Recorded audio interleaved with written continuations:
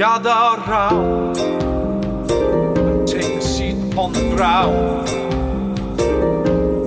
You may stand, I completely understand. It's no drag, it's time to get to know Harshnag. Seeks the eye and wonders if we'd like to try to help him out. He could use a hand to scout. It's time to snag a friendly giant called Harshnag. We thought that killing giants was the means to our success, but this one wants to work with us, it's probably for the best. We'll travel with him for a while, at least give him a few days trial. Adventure continues. I am willing to go. Is there anything else you wish to do before we travel? I don't think there's anything we need to do, is there? I think there was nothing for us to fetch. He wouldn't give us his cart. He hasn't got the weapon. Yeah, in terms of Zymorphan, obviously you've pretty much tapped that in terms of resources. I mean, luckily Quinch got lots of salt. Was it Quinch? No, it was you actually. Wasn't it for the giant heads? No, I didn't get the salt. Who got the salt? Was it me that got? Who got the salt? Someone got salt. He took a load of salt. It might have been me. It might have been me. Yeah. For packed the giant head in the salt and then shoved it in the sack. In the bag. Right. Yeah, the bag of holding. Yeah, no, I think we're good. Okay. Well, we can get moving. I mean, he is now officially part of your travelling party until such time as either he decides not to be or you decide you wish to fuck him off. He's going to need a nickname, isn't he? Well, he's got a nickname. It's Harshnag the Grim. Grim. He's going to need a better nickname. Grimmers. Grimmers. G. Big G. Big G. Big G for giant. Yeah. No, for Grim. Yeah. Both, mate. Double meaning. But yeah, equally, he is with you. If you any time wish to ask Harshnag any questions, he's there as a point of interest and whatever you want to call him, like almost a walking Google. Harshnag, Yes. Big G. As he says this, he reaches out his fist for a fist bump. Harshnag reaches down and sort of just taps the top of your fist with his hand. I'll take it. Harshnag, question. What is your favourite colour? Right now it is yellow. Thank you, brilliant, noted. That's it for now. Thank you, this is most useful use of our time. He starts packing up his stuff. I'm sorry that as friends we only ask each other important story-driving questions. No, but equally as friends, I mean, you've just met this guy a few hours ago. Do you often ask people that you've met for the first time their favourite colour? I do. Yeah. Who are you, Buddy the Elf? Like, what's... And if I am... Harshnag, can I ask you a question? You do not need to preface every question with asking whether you can ask a question. I am here for questions and for conversation, as well as fighting. Harshnag, have you ever been in love? I have, yes. Maybe you can tell us about it as we journey. Perhaps not the kind of love that you are referencing, but yes, I have loved. Is it the kind of love that a man has for a tiramisu? I do not understand this reference, but if a tiramisu is good and you love it, then I am fine with these things. It's not Jason Biggs, Jesus. I doubt very much that Harshnag would understand what a tiramisu is. I can't imagine that the Frost Giants have too many of them. But does anyone else wish to ask me a question, or can we? Harshnag? Oh, here we go. Yes. No, it's probably offensive. Don't. I'll leave it. I sort of want to ask. The answer is 15. Wow. That almost certainly doesn't answer what I was going to ask. It answers what I was going to ask. Can I maybe sit on your shoulder for a bit? Of course you may. If this will bring you joy, Krill, I would happily let you sit on my shoulders. Sweet. Let's do that. Okay. And he packs all over his stuff and he kicks the fire and sets that out. And he leans down. How are you sitting, like on one shoulder, or are you Nope, sort of going like how a child sits on an adult's shoulders? Okay. So you now are nestled behind Harshnag's head, legs over his shoulders, and he's from here. You can see you're right up close to this dragon skull helm that he wears, and you can see from up here it's an impressively tough piece of kit that you can imagine provides him quite a lot of protection. And right. Did we head out? Anything else? We heading out? Yeah. On the road again. I can't wait to get back. Oh, I don't know the words. Just as you're setting off, you literally take like a couple of footsteps, and he says, "I have forgotten myself. How would you like to wish to get to Xanthal? From here, there are two options we could take. Perhaps you would wish to go through Rivermoot. We could traverse the Ralvin Road, go to Rivermoot, and then cross the river there. Or we could go through Nesme. We could travel through the Evermoors and go through the deserted city of Nesme. This would be a shorter journey, but it would be a more dangerous journey." Well, the Nesme would be the shorter journey. It would be just because of the directness of it. Right. Where Ignore what the map says. right, without meaning to sound offensive, Harshnag.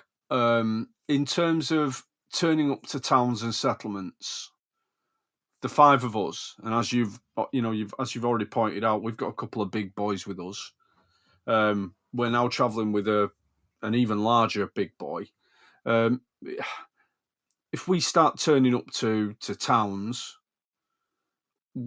are we going to upset people, disturb people, scare people? What do you think will be best? I don't know what kind of reception you get when you turn up to a town. I have had some difficult days at towns recently. You are true. It has not been good for Harshnag. Giants are not always seen as being kind anyway, but in the last few weeks it has been especially difficult. There are some places I am known, there are some places where I suspect my presence would not be a problem, places such as Waterdeep, or I think Mirabah will be fine for me, but places like Rivermoot, I suspect they may be. It is quite a small place, and very northerly. It will not come across many people. So someone like Harshnag would be perhaps not well received. Nesme is deserted. We could travel through Nesme, no problem. But it means going through the moors, which is more dangerous. But dangerous to your common or garden traveller, not dangerous to of course, five seasoned adventurers and a giant warrior. Well, when I say dangerous, I mean we are more likely to come into contact with dangerous creatures. Harshnag has lived for centuries. Harshnag will live for more. You appear to be great warriors, and I do not think that you will be in trouble, but it is whether you have the hunger for fighting on these travels or not. Always up for a fight. And he looks at you and he's got a big grin and says, you... How does he look at me? He's like an owl. Oh, yeah, for sure. Like 180. You're on his shoulders. Your dinky's right in his face. Dinky. In which case, yeah, forgetting it was on his shoulders, he sort of pats your knee and says, you are a mighty strong one, I can tell. You would make a good frost giant, I think. How do I go about applying? Do you get a belt? You need a belt, yeah. Again, he lets out a big laugh. This is very funny. I like you, Krill. I like you too. And with that, I don't know how big I am compared to his head, but I give it a squeeze. In a gentle He doesn't. fashion. He doesn't feel it because of the skull. Oh. Because of the skull. Because of the dragon skull. Not his skull. Yeah, not his own skull. That's not how it works. So which way do you wish to go? I think we should go to Nesme. I think we should avoid. What's he suggesting as if we go to Nesme? What's he suggesting as a route from there? Would it be Nesme, then across down to Mornbryn Shield and up that way? Because that seems a long way round. No. So I mean, I can do this in character, or I can tell you what. I mean, realistically, the same route would apply to both. He's suggesting that essentially, whether you get to Rivermoot or whether you get to Nesme, realistically, it's just travelling across hills and grassland. He isn't suggesting by any means that you take the road all the way down, because, like you say, that would be well and truly well out of your range, because that would be probably weeks worth of journey to do that on horse. And that's a good point. What's happening to Krill's horse while you're riding? It's been tied to someone else's horse. Oh, of course it has. Let them do the work. Okay. So yeah, I'm just gonna essentially, if you're looking at the map, you're looking at wherever you go, heading through or past Shining White, not something you actually know about, and essentially heading past Griffin's Nest and the Lurkwood Forest, and then rejoining the long road just past the hills. That's essentially that's essentially what he's suggesting you do. Harshnag is a seasoned traveller. He knows most of the north. He knows his way around. It's very difficult for Harshnag to become lost, so he's very happy to sort of direct you guys and to give you options and directions. But realistically, he doesn't want to take control of the party and to tell you what to do. He'd rather give you options where appropriate. Oh, he's experienced some personal growth in the last couple of weeks. Then that's just since Krill's been on his back, though. Not that type of personal growth, Nathan. No. The back of the dragon helmet's just poking up a little bit.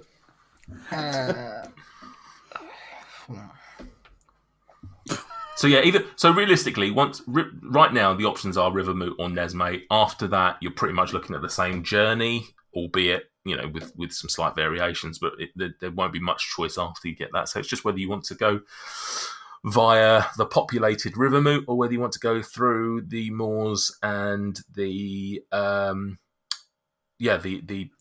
city of Nesme. I feel like we should go through Rivermoot. I don't think your disturbing appearance should affect how we choose to travel. Right, you can't just speak to Daboff like that. Rude. I think realistically, a little town, a little settlement might be handy. Might find some shops. Yeah, and it seems silly to put ourselves in unnecessary danger, even if we think we're pretty tough. Might be able to pick up a wagon. Oh, good point. Okay, right. This is a good plan. Let us head off to Rivermoot. And yeah, the six of you start travelling up the Ralvin Road. You set off westerly along the road. As with your journey to Zymorvan Hall, your travel is fairly uneventful in terms of other travellers.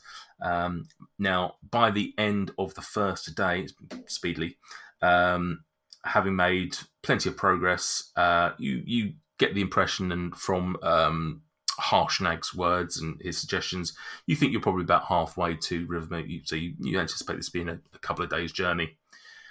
You set up for the night. can I get a perception from all of you, and I'll have Harshnag. I assume you're setting up watch. Absolutely, as per. Yeah. Can I get? Who's first up? 5. What's the situation with giants and sleeping? They sleep like any other humanoid. Right. They need their 8 hours rest or whatever it is to get a long rest. Yeah. I don't mind getting up in the middle of the night. Who wants to go first? Let's go with Quinch since he's rolled one already. Yeah. Quinch, you're up first with your watch, and your couple of hours pass with very little happening. You're a little bit, it's a bit of a disconcerting watch because obviously you've got this extra person in your party. Is this the first time you've had someone extra sleeping with you on watch? First time I remember.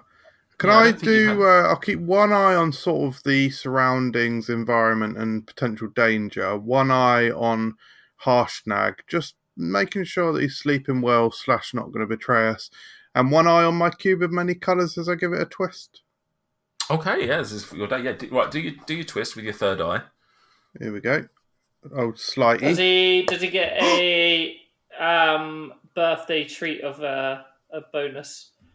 Well, he is he is still at advantage.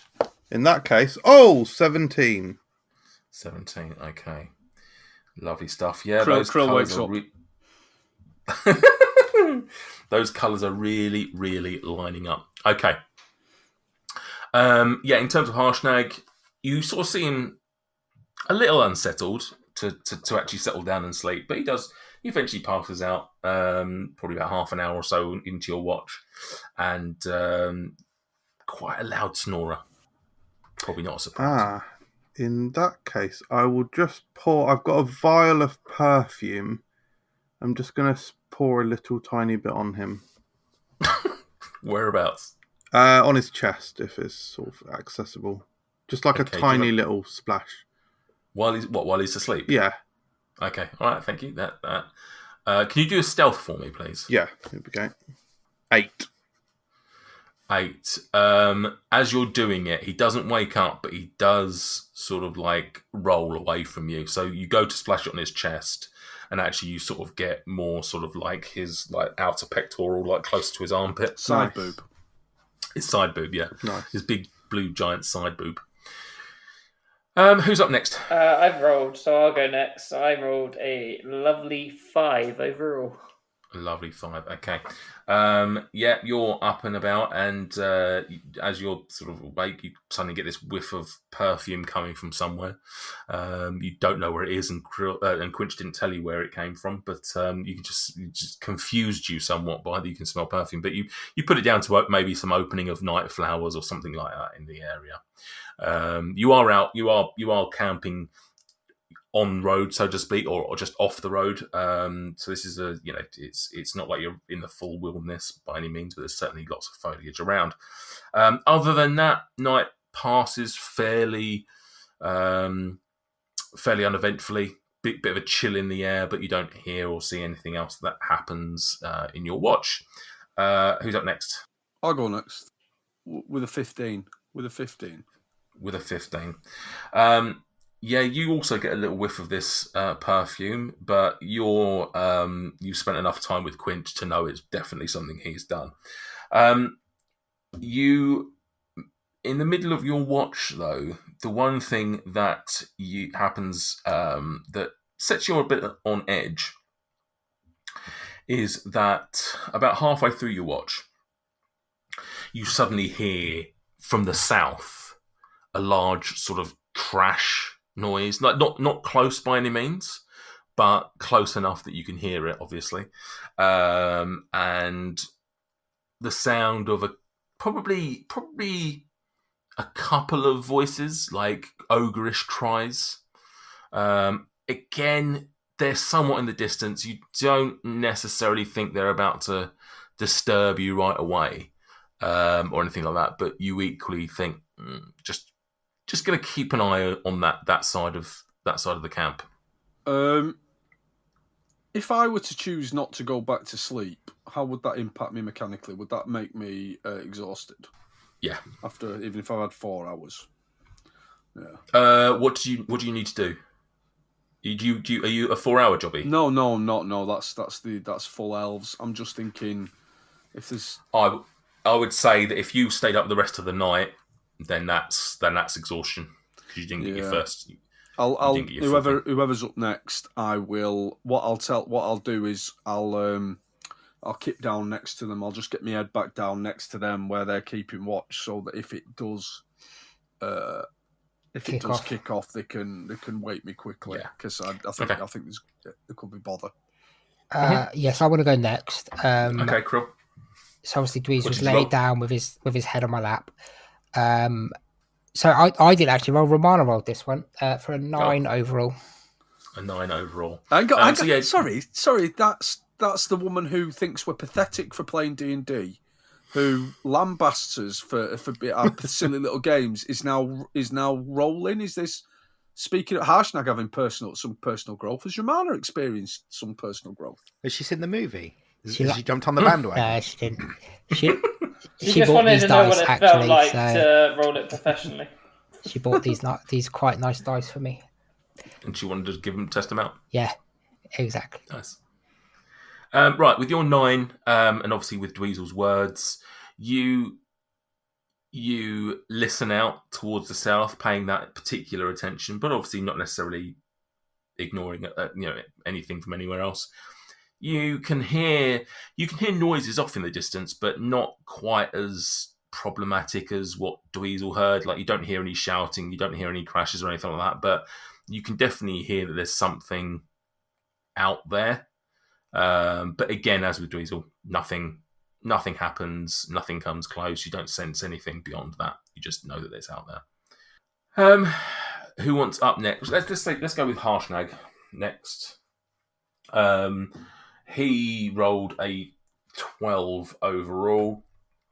Krill, are you telling him about what happened off in the south? Sorry. Yeah, I obviously explained about Dweezil falling asleep on me, and about him wanting to, be extra cautious, and I pass on that same guidance to Harshnag and explain that I did hear something, but I'm not sure what. Cool. Harshnag thanks you, and he doesn't hear anything, but he's a seasoned warrior, and he stands for his entire watch, stood over the 5 of you with his axe in hand, peering out towards the south. He hears much the same noises that you did, Krill, a few sort of things going on in the south, but nothing happening. And it gets to the end of his watch, and he wakes up Greg. Or is Greg had it? No, Greg hasn't. Greg's had a go. Yeah. I think it's just me. Is it just Dabov? Go on, Dabov, sorry. Cool. Dabov is immediately going to go back to sleep and tell Vin, if you see anything, wake me up. Oh, wow. Lad. Or wake me up after 2 hours, whichever first, because then it makes it look like I was awake the whole time. Roll for Vin Owsel. Weasel. Yeah.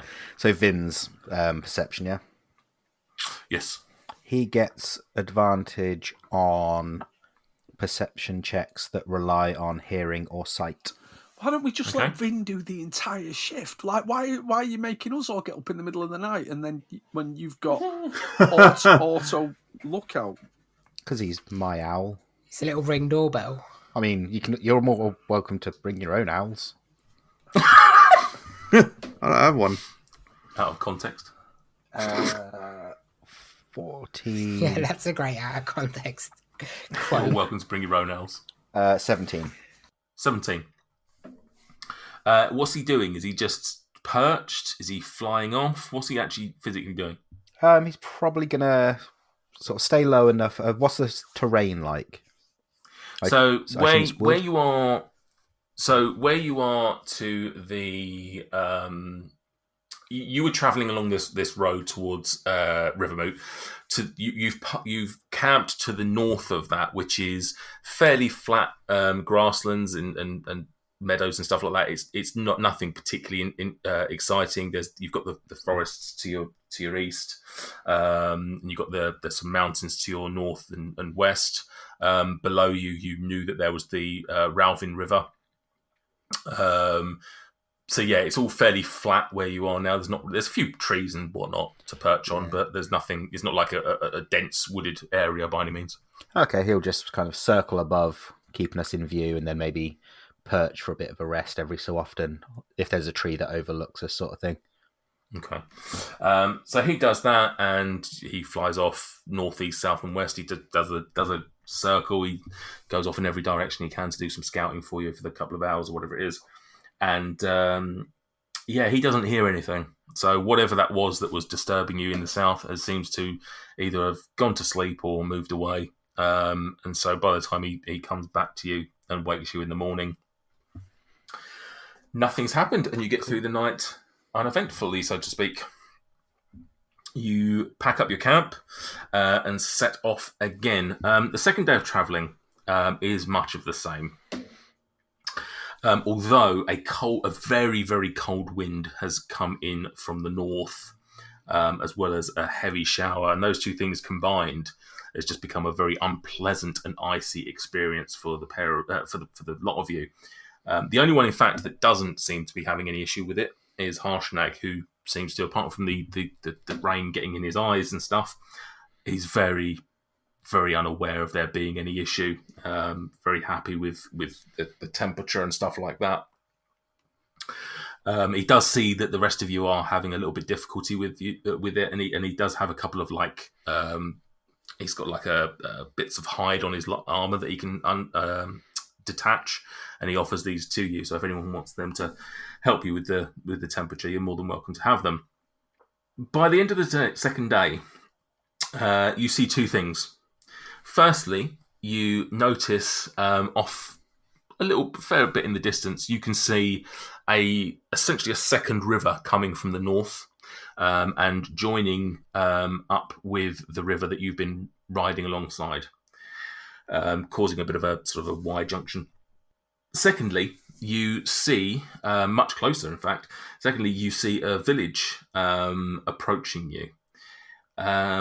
Even from this distance of a few hundred feet, you can notice that this is a bit different to most villages. So it's quite small. First of all, it's not walled or anything like that. It's exposed to the world. They all appear to be wooden houses and huts, but all of them are built on essentially stilts. They're all about 10 foot off the ground. And as you're approaching, Harshnag obviously very helpfully points out that this is indeed Rivermoot. He once again suggests to you that he thinks it would be for the best if he were to camp out and not come in much closer, so that you guys can have a less impeded time at Rivermoot. But he will join you if you really do wish him to. No, I think that's sensible again. It's quite fine, okay. Yeah. So what? So you're going to let him camp out, yeah? Mm-hmm. Yeah, we'll let him wait. Yeah, if he thinks it's for the best. Yeah. In fact, he'll sort of suggest to you that he won't sort of stop where he is. He'll essentially go past Rivermoot. He'll sort of make the journey past it, so that by the next day you can just catch him up. So he's not going to carry on travelling by any means, but he'll just, rather than you having to go back on yourself, he'll carry on a bit further on down and camp out and make sure that he's somewhere that you can quite easily spot. Okay, so you start approaching Rivermoot, and it's a very modest settlement compared to some of the other places like Silvery Moon and Everland and places like that you've been in recently. There's actually only a handful of buildings compared to those places, most of which appear to be homes. There doesn't appear to be any sort of bustling trade or businesses here, but there does appear to be an inn, which is helpfully called the Stilts. Would you like to stay in the inn, or would you like to do something else while you're here? Do we actually need to spend the evening here, so to speak? I mean, we've literally just got here after... It's the end. It's pretty much the end of the day. So your choices are you can carry on and camp out, or you can actually just stay in an inn with some comfortable beds. I think we'd appreciate the nice night's sleep. Yeah, in Cold weather. And bearing in mind it's been very cold, it's been very wet, you probably would appreciate that more than sat outside where it's still raining at this point, and it could carry on throughout the night. Yeah. And it's an opportunity to speak to people as well, isn't it, in an inn, and a breakfast, of course. And a cocktail, maybe. Classic breakfast banter. Okie dokie. So yeah, you head up to the stilts, and all the buildings, obviously, because of their stature and they're being placed higher, they all have these stairways leading up to. You get to the inn, and you head on up the stairs and into it, and it's quite quiet. It's, as I say, because it's mainly houses here, and there's not much sort of trade going in and out. It's only going to be really usually frequented by residents of Rivermoot, so it's not necessarily as hustling and bustling as some of the other inns you've been in. But it's warm, it's dry, and there's a few people in here, but nothing significant. There's probably about half a dozen or so people drinking. What do you want to do? Thank you so much for listening to Dice and Desire. If you were... Hello. Quinch, what are you doing here? I thought I'd help out with the promo. No, Quint, no, come on. You're just going to talk about random place names that don't exist. No, I wasn't. I was going to talk to you about my adventures in Valaquanth, the very best that the Tendering Meadows has to offer. God, if you have to be here, at least read this out. Okay, what have we got here? Leave us a review on Apple or Podchaser. Oh, yeah, it was fine. It's pronounced Apple, but that was fine. Now read this bit. You can also follow us on Twitter, Facebook and Instagram. Just search Dice and Desire. I'm actually very surprised that was all pronounced correctly. Thanks, Quinch. Thank you guys for listening. Do exactly as Quinch said and help us out in those various ways. And we look forward to sharing another episode with you very soon.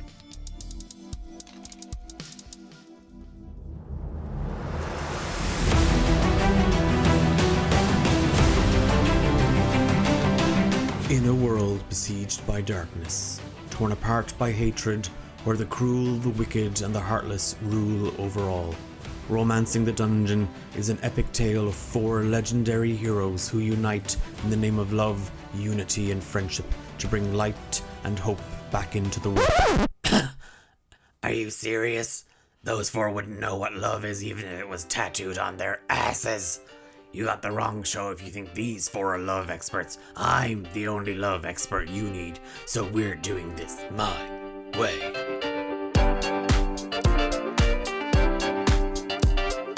If you desire romance, we got it. Ah, there's my favorite person. Morning. How you doing, Angel? Great. Come here, and I sort of get in real close, and I like lip sort of purse, but I flutter my lips and give a little like. And if you love drama, we got that too. I need you to find and kill Eugenia Flatstone. I need her heart. Okay, well we haven't. I think it's been a while since we've done the heart thing. How am I supposed to get that to you? Because I don't think walking around with an old lady's heart is gonna go well for me personally. If action is your passion, well, there's plenty of that as well. For my bonus action, I'm going to use Blessing of the Raven Queen to go behind the other guy. Okay. And basically come up behind him with a dagger to his neck to get him to stop. God damn. What the fuck happened to you in the woods? Join Thane, Thea, Nate, and Hephaestus as they put their hearts and my reputation on the line in a race to rescue an eccentric bride from the clutches of evil, battle against the insatiable forces of darkness, and try not to die along the way, I suppose. I start taking my clothes off. Okay. And I take a blanket from the bed, and I wrap it around me, and I start following the steps, and I go, I'm a greasy little peanut. I'm a greasy little peanut. I'm a greasy little peanut. Oh, for the love of... I don't even know why I bother. Romancing the Dungeon, a soft-core D&D podcast about 4 heroes on a quest for true love and discovering what that really means for them. Available wherever good podcasts are found. Good podcasts? Well, that's blatant false advertising.